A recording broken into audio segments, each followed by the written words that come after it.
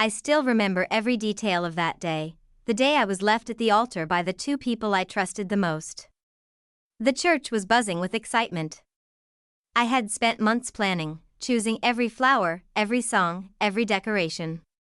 The sun streamed through the stained glass windows, casting colorful patterns on the polished wooden pews.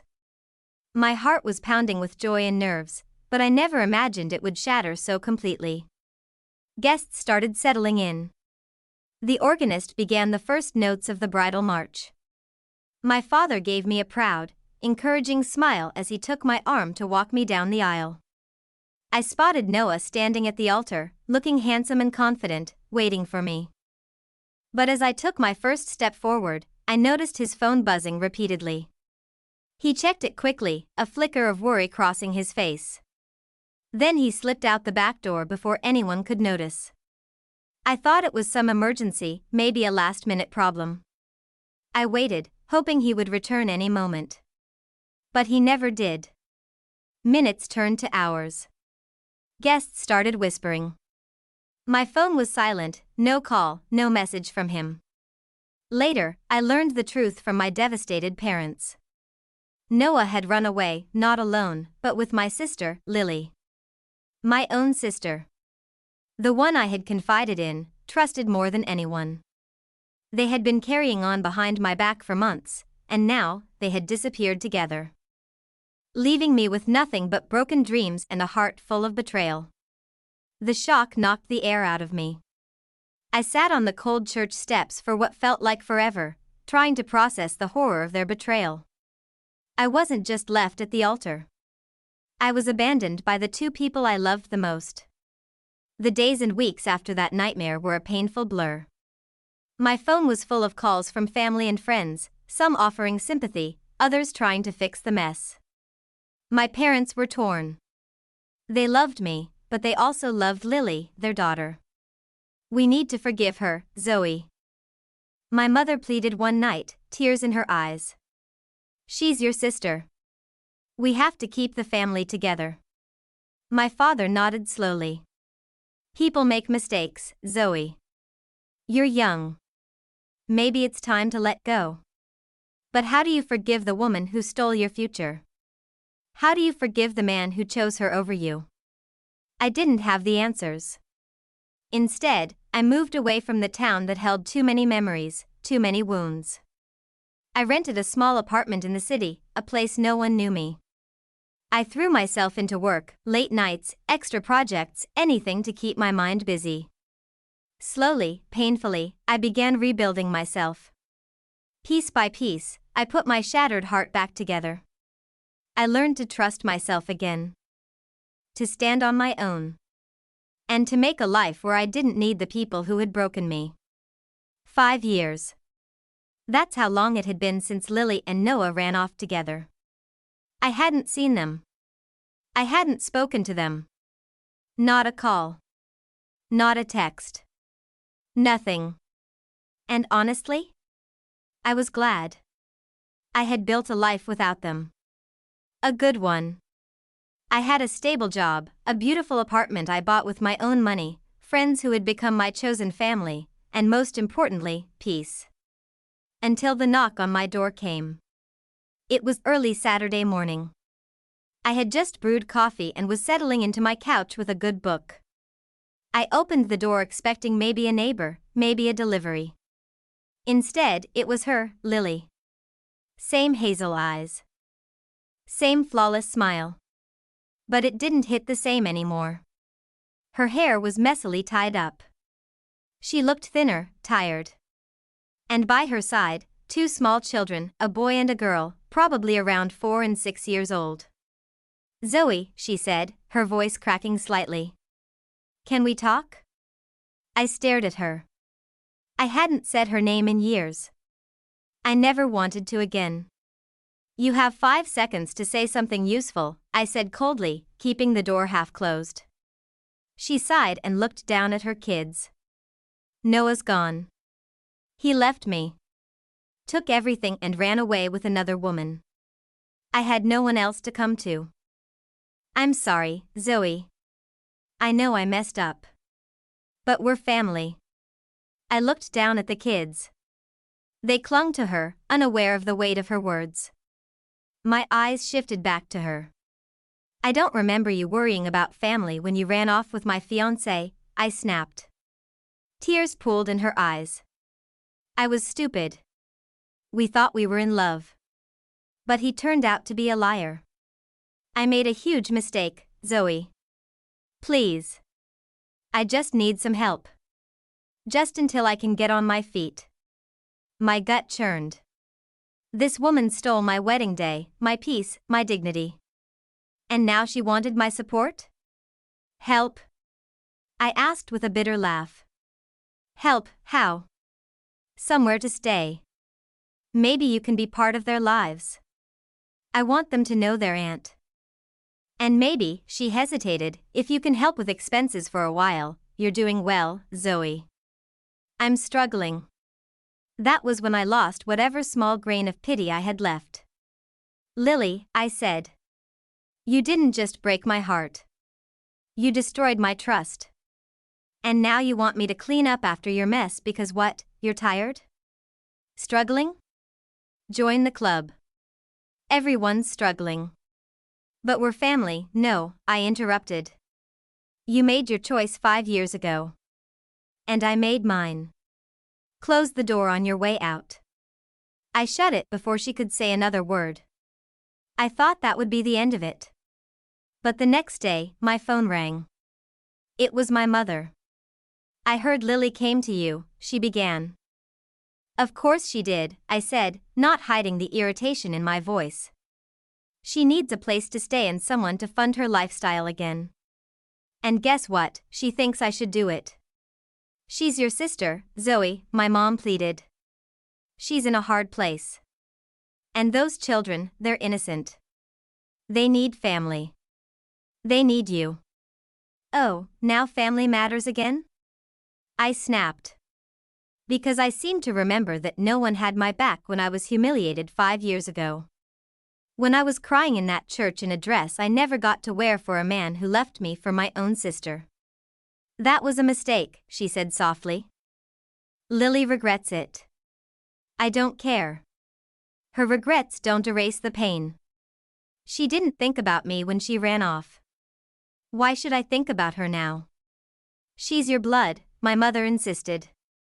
She was, I said. But blood doesn't mean loyalty. She proved that.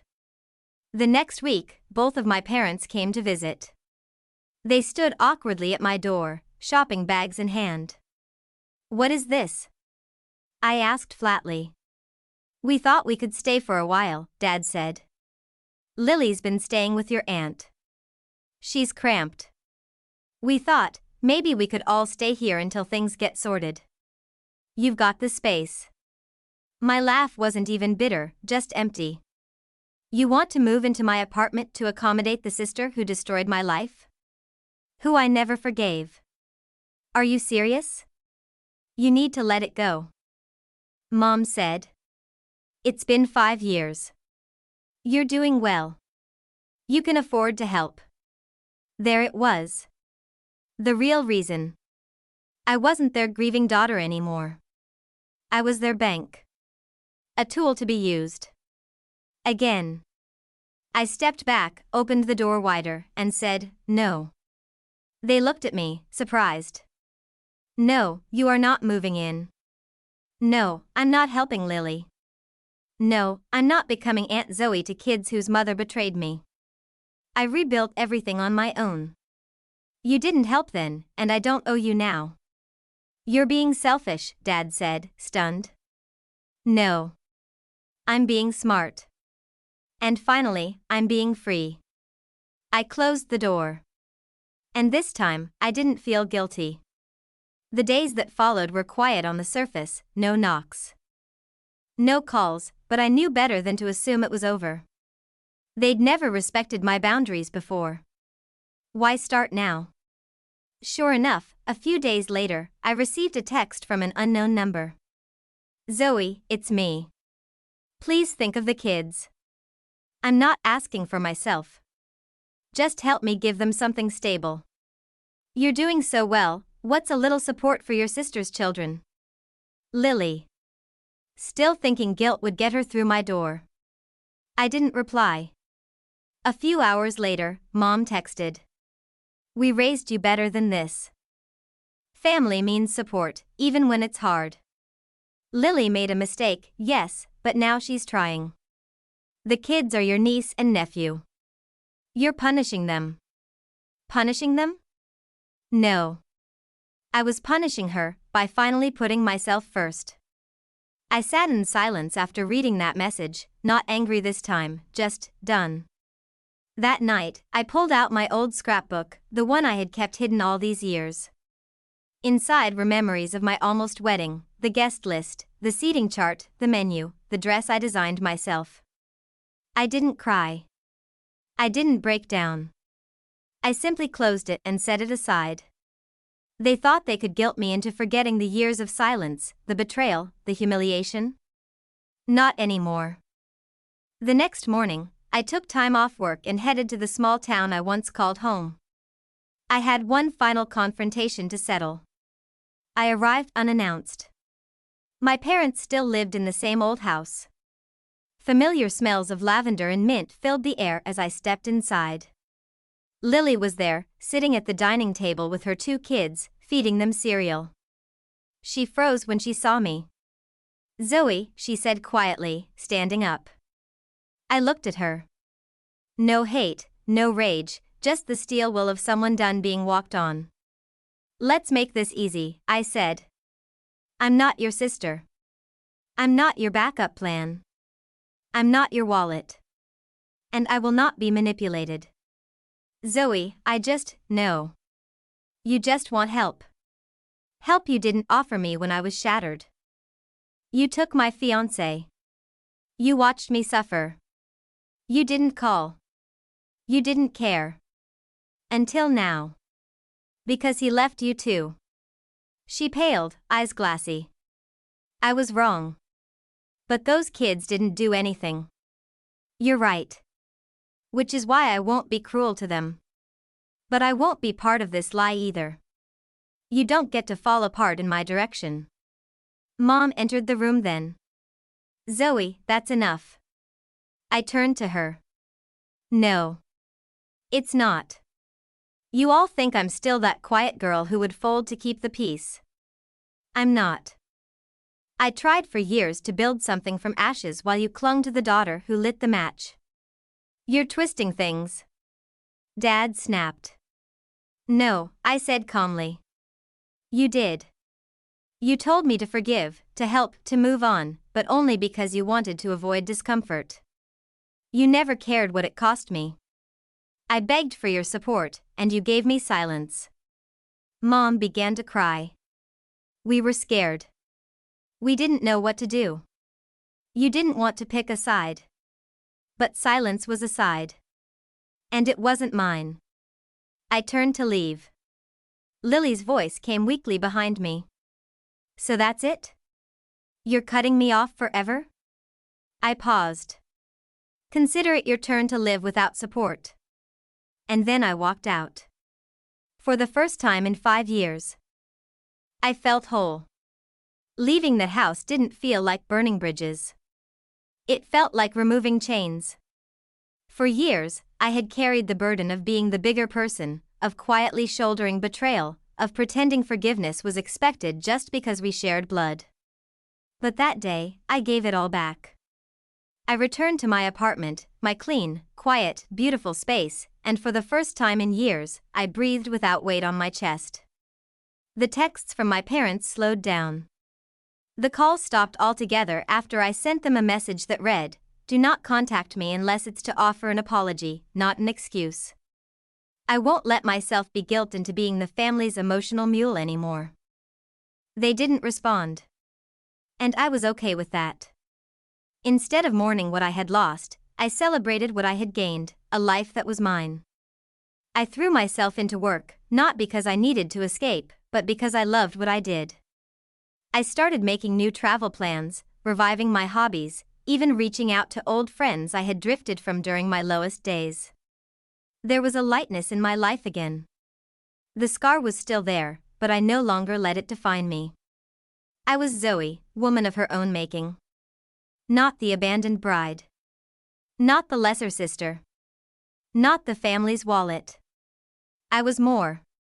And I was free. It was 3 months later when I got the knock. I opened the door, and for a brief second, I almost didn't recognize her. Mom. She looked older. Tired. Less sharp. I came alone, she said softly. Please, 5 minutes. I let her in. She sat on the couch, the same one she once criticized for being too modern, and folded her hands like she didn't know how to start. We were wrong, she finally said. About everything. Lily made her mistakes, yes. But we did too. We didn't stand by you when you needed us. We wanted to believe things would go back to normal, but you were right to walk away. I didn't speak. I let her talk. She took a deep breath. I'm not here to ask for money. Or help. I just wanted you to know. I see it now. And I'm sorry. That word. Sorry. So simple. So heavy. I'll be honest, I said. I don't know if I'll ever forgive you completely.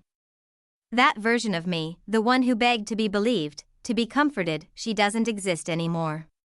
She nodded, eyes brimming. Maybe that's fair. I continued, but I appreciate that you said it. Without twisting it. Without blaming. She stood. If you ever want to come home for a visit. You don't have to. But the door's open. I nodded. She left. And I sat there, feeling something close to peace. A new peace. Because now, I held the power of choice. Not out of revenge, but out of healing. Not because I had to. But because I chose to. 5 years ago, I was left at the altar, heartbroken and humiliated. I watched the two people I trusted most betray me for the thrill of their own love story. I was shattered. But 5 years later, I stood tall, not in spite of what happened, but because I refused to let it define me. I became the version of myself I never knew I could be. Independent, fearless, at peace. And when life tried to bring me back into old roles, the forgiving sister, the obedient daughter, the fallback, I said no. I chose me. And that's the love story worth telling.